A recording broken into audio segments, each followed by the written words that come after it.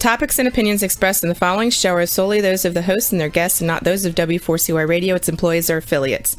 We make no recommendations or endorsements for radio show programs, services, or products mentioned on air or on our web. No liability, explicit or implied, shall be extended to W4CY Radio or its employees or affiliates. Any questions or comments should be directed to those show hosts. Thank you for choosing W4CY Radio. Inarticulate speech, inarticulate speech of the heart. Inarticulate speech, inarticulate speech of the heart. Inarticulate speech, inarticulate speech of the heart.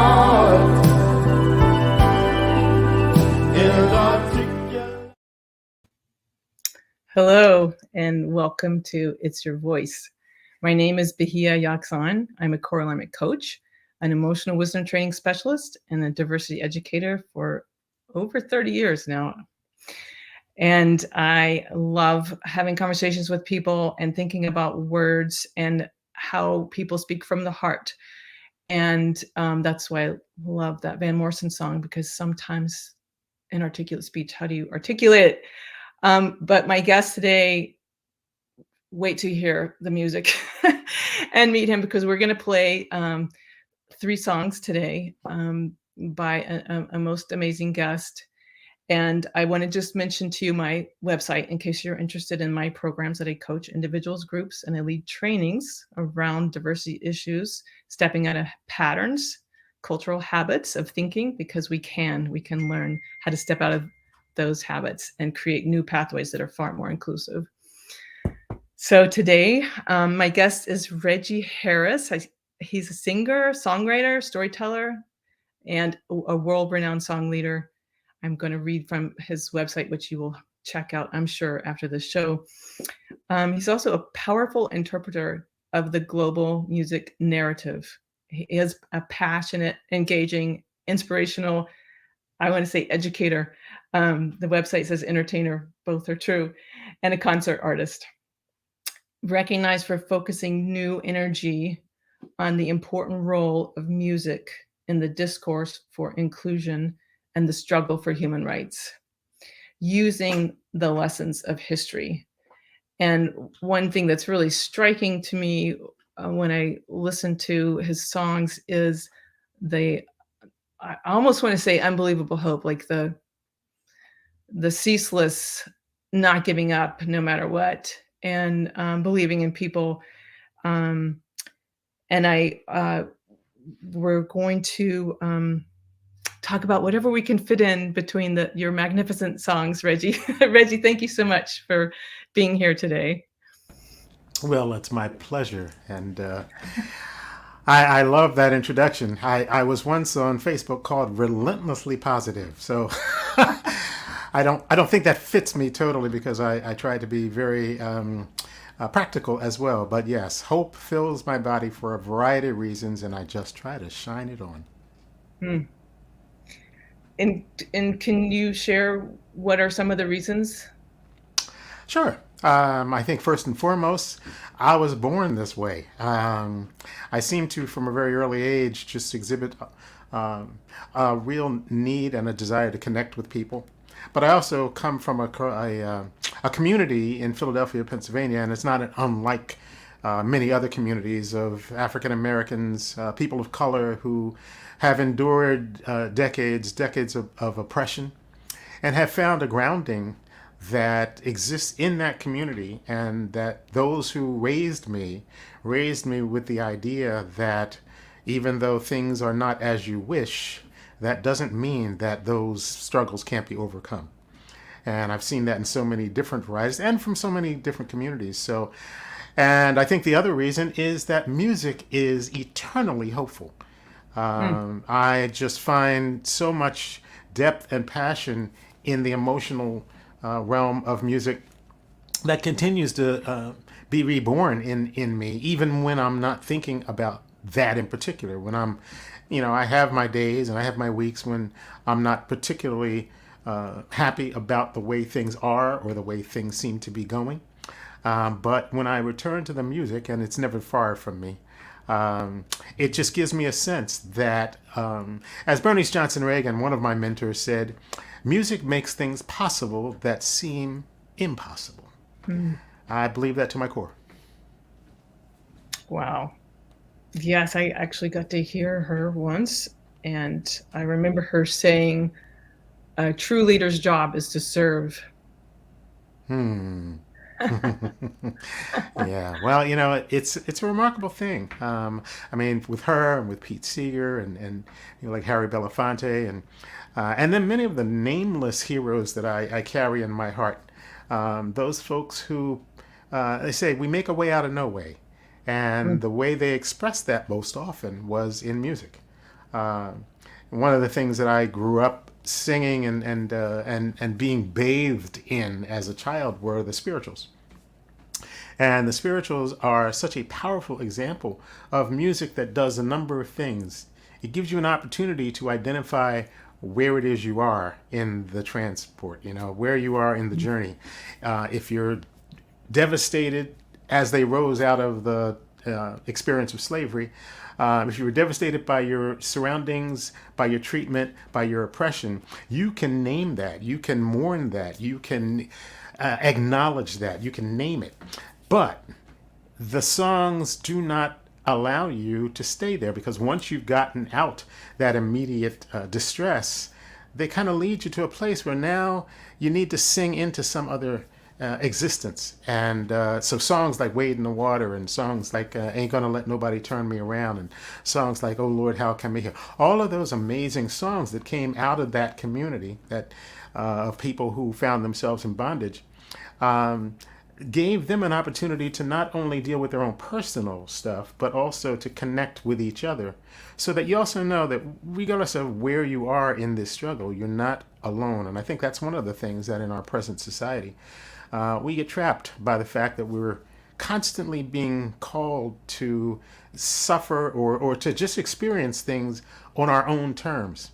There's great power in community. And there's great power in not being able to get through the day with a sense of who you are and to be lifted up and carried for some period of time. I remember those voices rising up when I was in my church, or when we sang in school, or in other community gatherings. And you come into the building, sometimes you don't have what it takes to even want to be there. But it's like with those folks who, during the Montgomery bus boycott and during the civil rights movement, came from work, came from, the farms, came from school, came from wherever they came from, absolutely and totally devastated, entered the building, started singing together, and 2 hours later, they're out and ready to go to work and, go protest or go march somewhere, or just go. And as one of my sheroes said, I quit this job every night of working for freedom, but in the morning I realize that I'm part of a community. So I get up, I put on my shoes, and I go back to it. Wow. And I love what you said about how music helps you express where you are, where you're at, but it doesn't leave you there.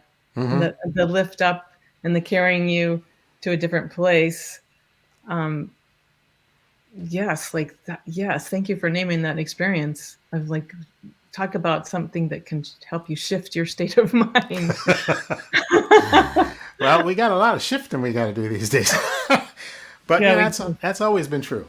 And I think that's one of the gifts that I've been given over the course of years. It's just reminded of that, when I start feeling sorry for myself. Well, I want to slow myself down a little bit because I'm so eager to play the first song. But I want to ask you, for viewers and listeners, could you give people an idea of how long you've been doing this? How long have you been singing? How long have you been creating songs and performing and storytelling? Well, my mom told me before she died that I first sang at age 3. And I believe the song was "This Little Light of Mine, I'm Gonna Let It Shine." Been singing that song ever since. So I've been singing all my life. Mostly it was, in my community, in my church, growing up.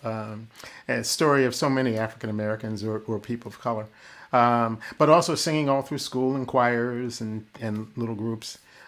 Started to play the guitar when I was 20, which unleashed a whole nother level of creativity. And with that, began to perform. So I've actually been performing as a professional for about 47 years. And in a way, I think that the music, even though I never thought I was going to become a musician, the music was just such a present friend to me in those times. It was always there. As you said, the civil rights movement really was fueled by the music that was possible coming from the time of slavery. But music in the African American community certainly comes from the mother country, from Africa, from the tribes all over the continent. And so that was transplanted here. We've never broken that connection with the way music and dance, although I'm not much of a dancer, but music and the spirit of connection that has been present in the diaspora really began to help me see how music could transform. So I've been at it in schools and in concert halls, and I went solo after being part of a duo for 41 years, and that changed the frame as well, because that came at a time after I'd had a liver transplant. And that was a 13-year journey that had a lot of various lessons to it. And I was able to take those lessons. And fortunately, after learning the guitar and beginning to write songs, I began to find my voice in the world. And borrowing that from all of the various musical and performance icons that have been part of my life, I found my voice in a way that allowed me to see that the music that I produce isn't so much for myself. It is very therapeutic for me to write, and it's very connective for me to be able to express what I'm thinking, what I'm feeling, to process what I'm thinking and feeling as I'm writing songs. But I began to understand that this connection, well, you say it's mystical, and it is. I write songs that sometimes when I begin to write them, I don't quite know where I'm going. And that journey helps to inform me about what it is I'm thinking and what it is I want to say to the world. So I've been blessed, really, to all these years, have an outlet for, it's really funny. In the early years, I was at a conference where we were trying to get work.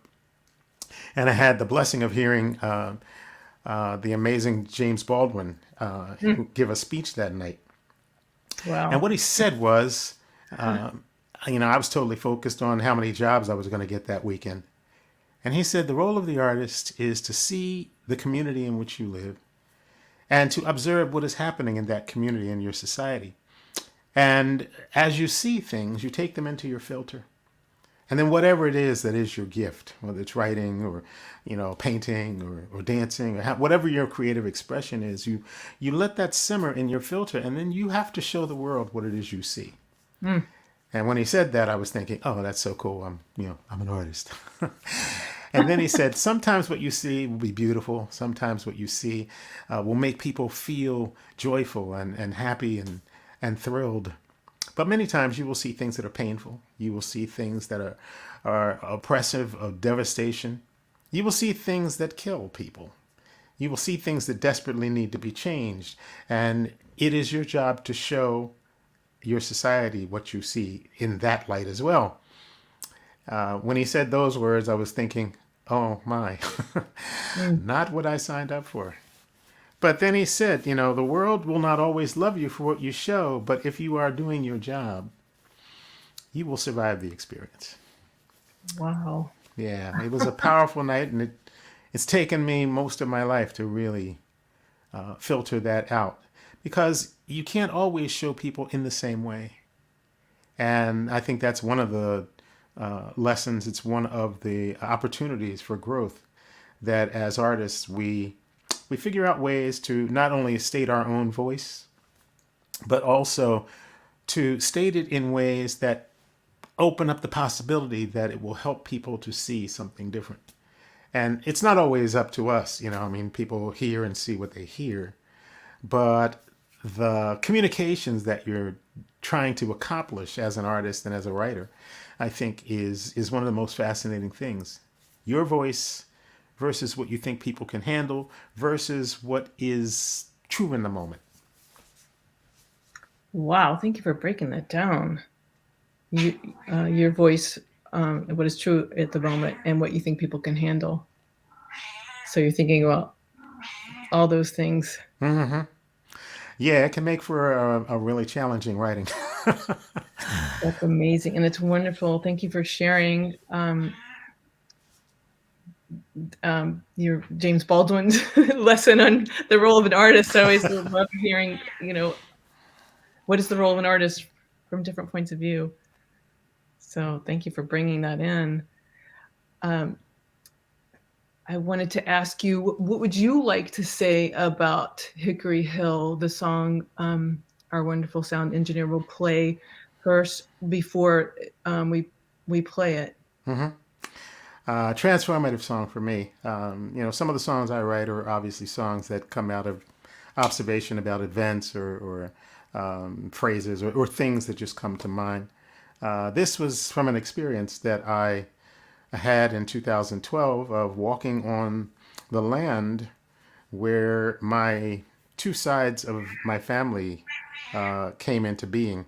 I'm the descendant of a woman who was in slavery named Bib Hanna. She was in bondage on a plantation called Hickory Hill in Ashland, Virginia. She is my great-great-great-grandmother. And the other side of that is that the property was owned, as was she, by a man named Williams Carter Wickham. And as many masters did, Williams Carter Wickham had 6 children by that woman, Bib Hanna, which makes him my great-great-great-grandfather. Through a series of opportunities and incidents and accidents, I was able to meet with, at first, one of, and now several members of the Wickham family. And Lisa Wickham, who was the first that I talked to from the family. And I, during a visit that I made to Richmond to meet her, went up the road to Ashland and took a walk on that property.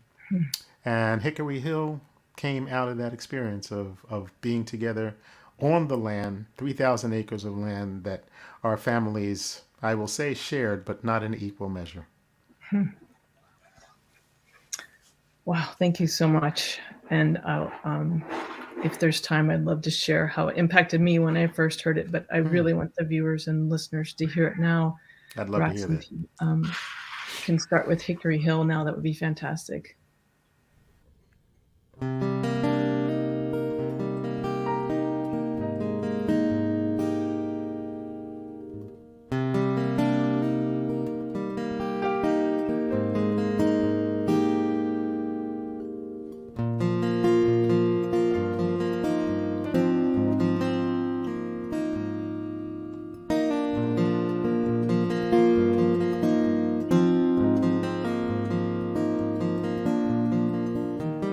Barren fields to the horizon, ghosts of autumn catch the wind, memories of those saints and sinners gather round to haunt us once again. Now we're finally together, standing silent face to face. Secret family undercover, born of shame, saved by hope and grace. Hickory Hill, we're on a hallowed ground, walking side by side, wondering what we found. Hearts break open wide across the great divide. I can see the questions in your eyes now that we are home again.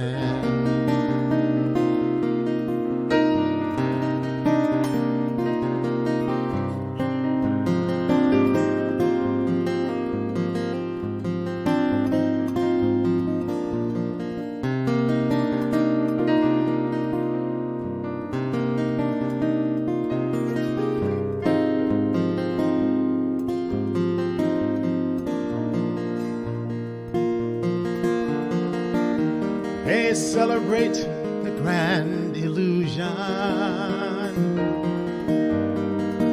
then they write it up for all to see. But in that mystery of confusion, there lies a truth that might one day set us free. So now our stories come together across these fields of broken dreams, and the blood that binds us all together is indeed much thicker than it seems. Oh, we're on a hallowed ground, walking side by side, wondering what we found. Hearts break open wide across the great divide. Can you see the questions in my eyes now that we are home again? We are home again. Oh,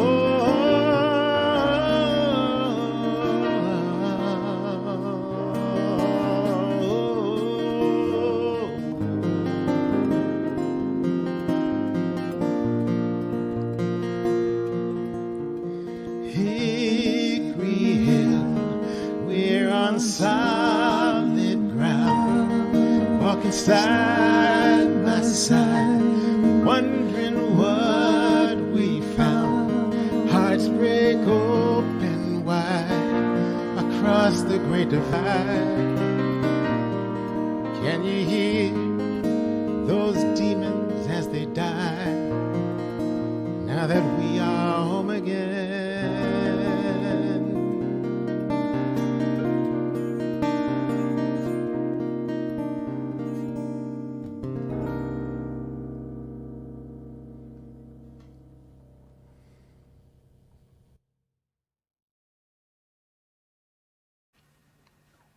Thank you so much for creating that incredible piece.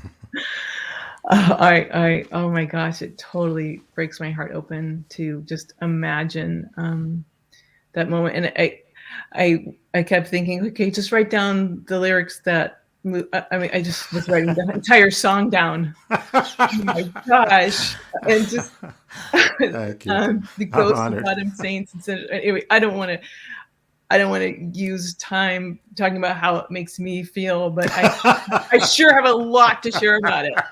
But We're going to have a chat.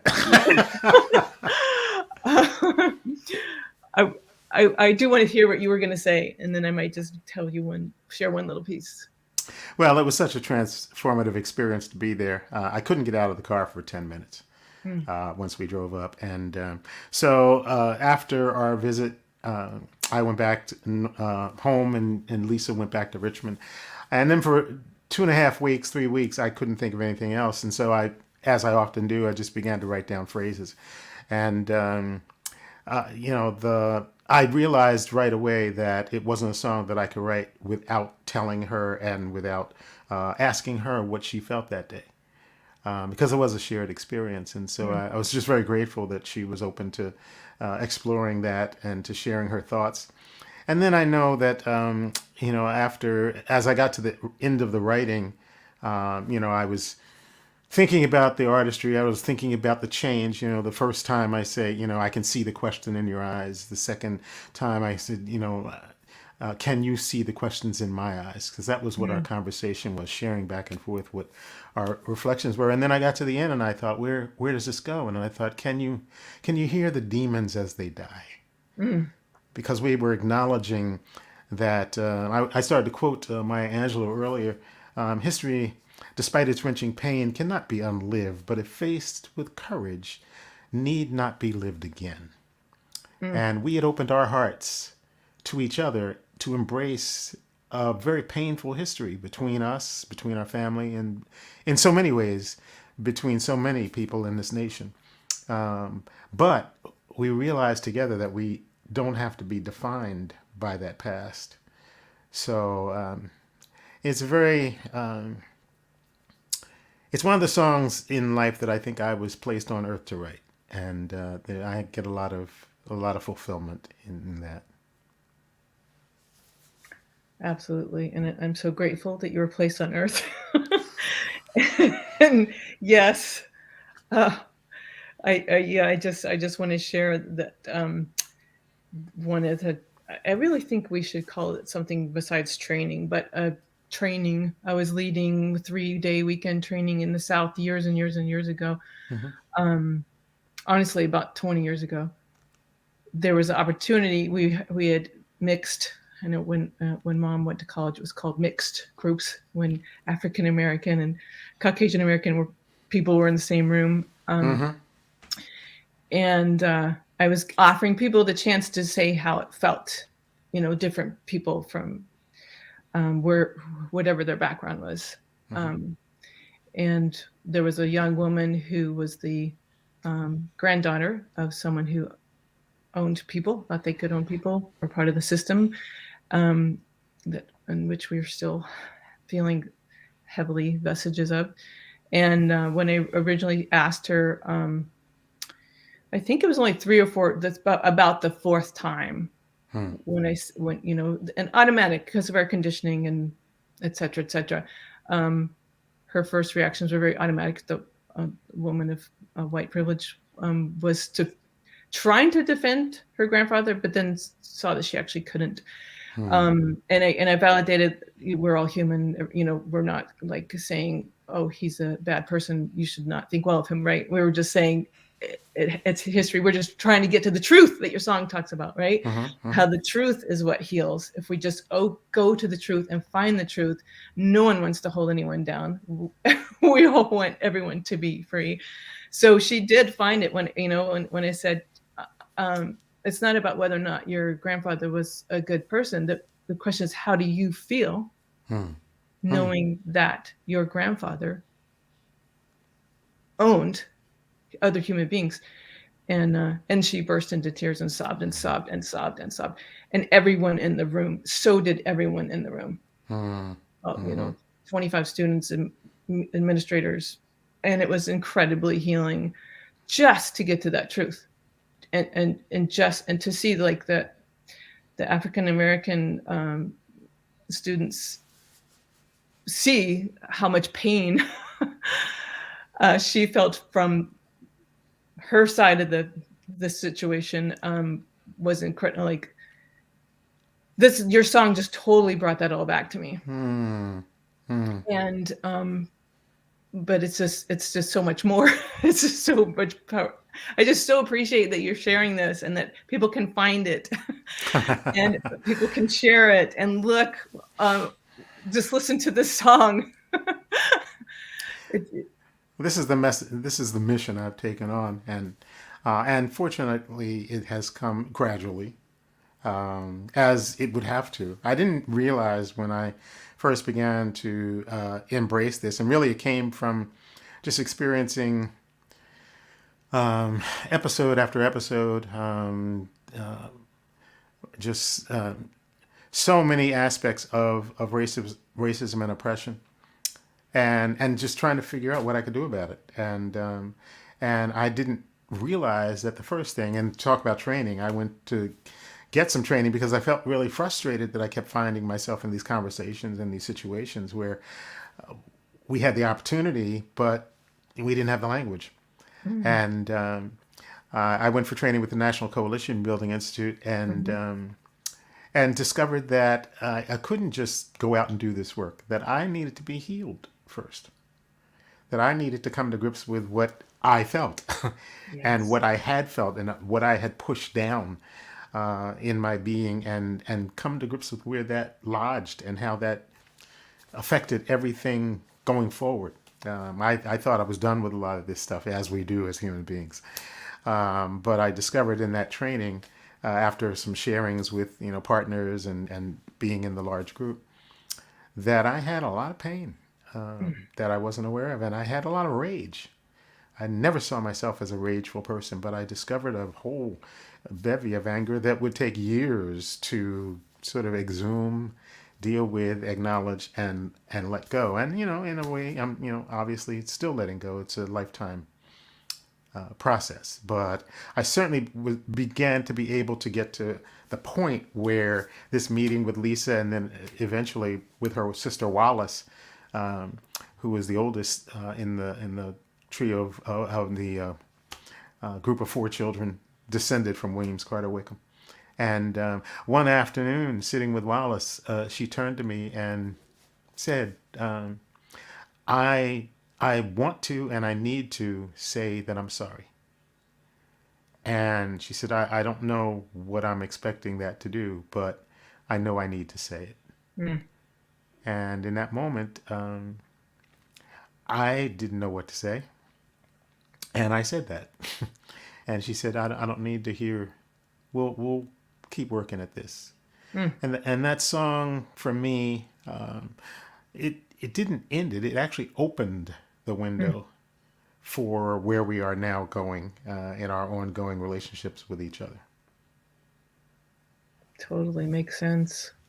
Totally makes sense. And wow, what a journey to honor and to witness, and incredible. I know this sounds cliche, but like incredible modeling for the rest of us. What can happen when we do open and just begin, and lifelong and lifelong and the healing, right? Rather than in the oppression and the internalized oppression and the suffering. Like there are other options. But they're sometimes really hard to see and believe. Yeah, it really is. It really is. We have a lot blocking us from seeing that. Yeah. Well, can we play It's Who We Are now? Sure. They're related. Listeners and viewers see the connection.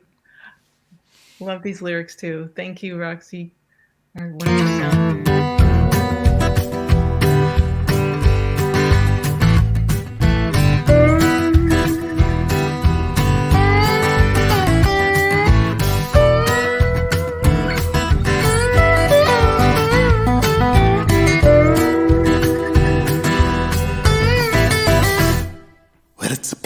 On the nation, it's all across the news, splashed up in color for all the world to see.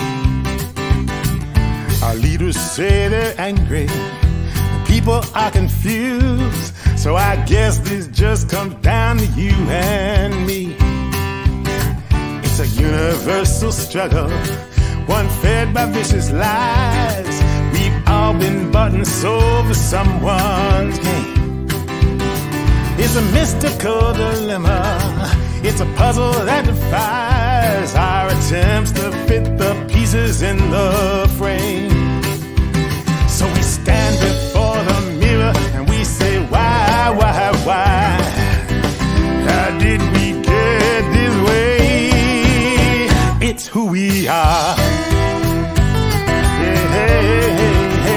It's who we are.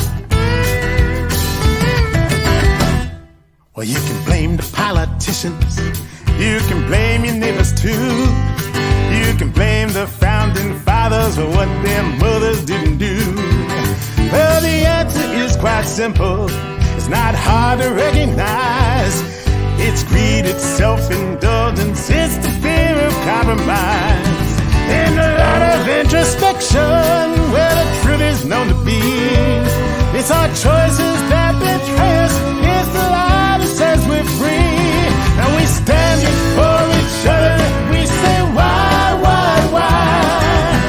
How did we get this way? It's who we are.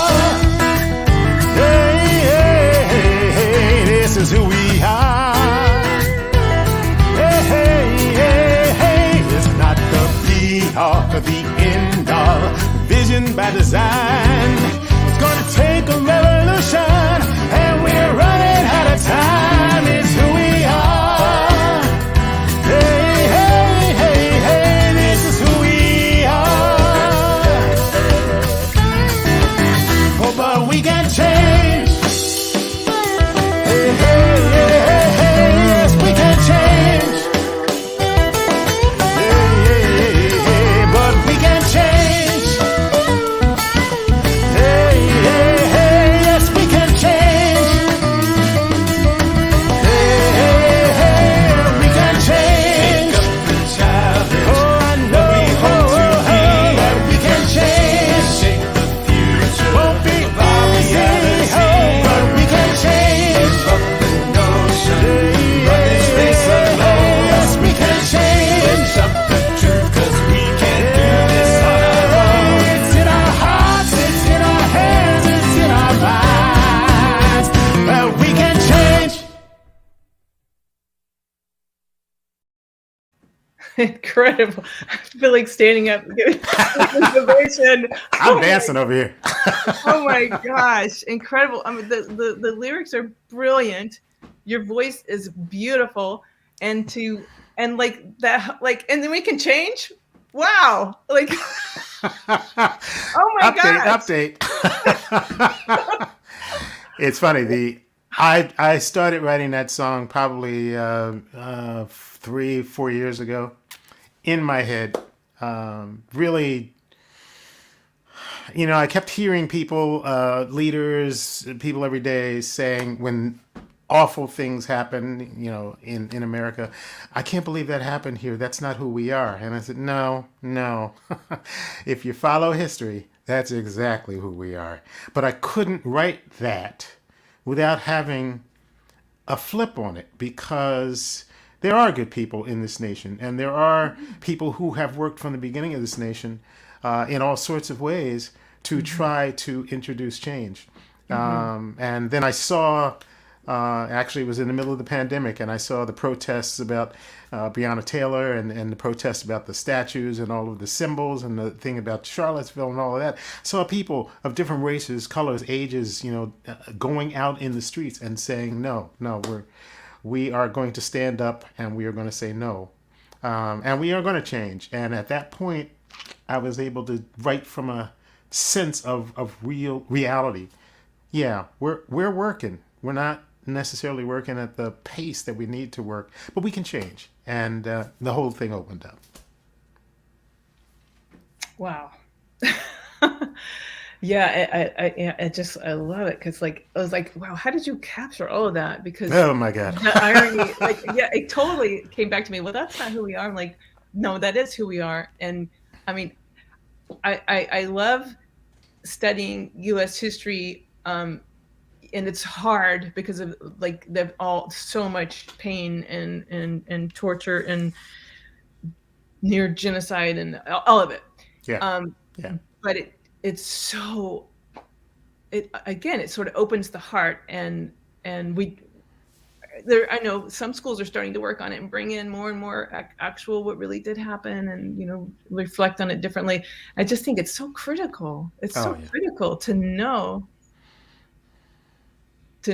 where we came from, and it also so amazing about America. Like it's amazing what people can do and how we can change things together. And so I love what you just said. I was just going to ask you, how are we doing? And you said, well, we're working on it.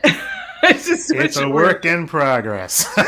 Work in progress. Well, I think one of the things, and sometimes people feel really either guilty or they feel challenged by the fact that all of these horrific things have happened in America and they don't know about it. And there's the temptation, of course, to just kind of believe the myth that keeps getting handed down. When I got into the middle of it and I wrote, you can blame the politicians, you can blame your neighbors too, you can blame the founding fathers for what their mothers didn't do. That was a good day. Great lines. But, the fact of the matter is that particularly in the last 2 years with the 1619 Project coming out and with all of the unrest in America and all the stories it isn't as if the information wasn't there, but a lot more people in America have come to grips with the fact that our story isn't as pristine and as positive as one has been taught. When I talked earlier about giving people an idea in my songs of things, but giving it in a way that they can handle. And I don't mean that to be controlling, but I mean that it's hard to go from not knowing to full stop activism. For sure. So I try to write with compassion. I try to write with some humor, and I try to frame out, and always at the back end with some hope that now that you have seen, and that's what works for me, is that now that I know, I can move forward. First of all, I can't not know, but I also don't have to be responsible for changing everything. I need to do my part.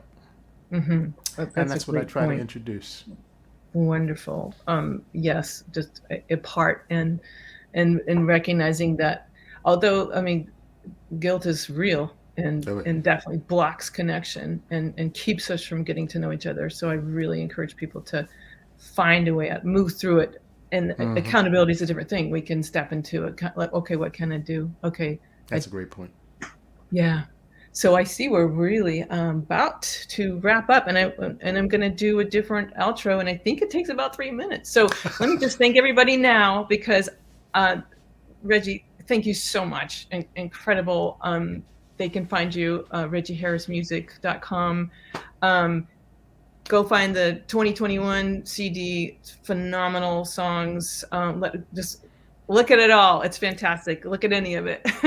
Thank you. Thank Roxy, the sound engineer. Thank you to our producer, Dean. And I'm just going to say, be sure to tune in next Wednesday, listeners and viewers, and at W4CY Radio and Talk 4 TV. And we'll see you at 8 p.m. next Wednesday. And thank you, Reggie. You're welcome. We will not rest till the storm is over. We will not lay this burden down. We will keep each other strong. We will love and carry on till we stand all together on solid ground. We will not rest till the storm is over. We will not lay this burden down. We will keep each other strong. We will love and carry on till we stand all together on solid ground. Been a long, hard journey on a winding road. So many have gone before us. They carried a heavy load, but they went there singing as they made their way. Now it's in their footsteps we follow as we work. Today we will not rest till the storm is over.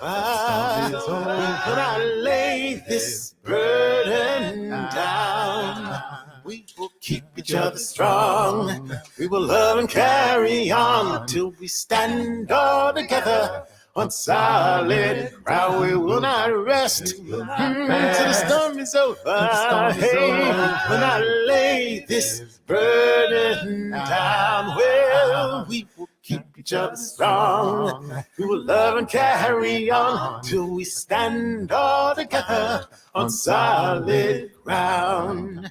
I know that you're weary. We all feel the pain. Sometimes the actions of the world will try us soul again. But I believe there's a better day, and it's coming our way. That's why we're raising our voices as we work. Today we will not rest till the storm is over. Hey, we will not lay this burden down. We will keep each other strong. We will love and carry on till we stand all together on solid ground. All around us there's hatred. All around us there's fear. Violence touches our lives, and the message is clear. We mourn our martyrs, in our hearts they'll stay. And we'll sing, we shall overcome, and go on our way. We will not rest till the storm is over. We will not lay this burden down. We will keep each other strong. We will love and carry on till we stand all together on solid ground. We will not rest till the storm is over. Hey, we will not lay this burden down. We will keep each other strong. We will love and carry on till we stand all together on solid ground. Till we stand all together on solid ground. Till we stand all together on solid ground.